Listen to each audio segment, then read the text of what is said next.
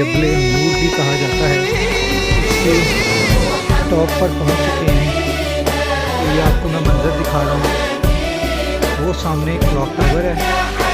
ये clock tower के साथ जो है वो मस्जिद हरम के मीनार नज़र आ रहे हैं।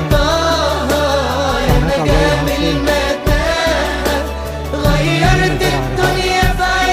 मगर मस्जिद हरम के मीनार और क्लॉक टावर तो बहुत ही क्लियर नज़र आ रहे हैं। और ये अल्हम्दुलिल्लाह गारे हिरा की चोटी का मंजर है। यहाँ पर नवाफिल अदा किए जाते हैं और इस सीढ़ियों से नीचे हम गारे हिरा की तरफ अब जाएंगे।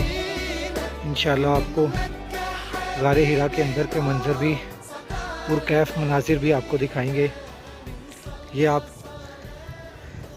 सामने क्लॉक टावर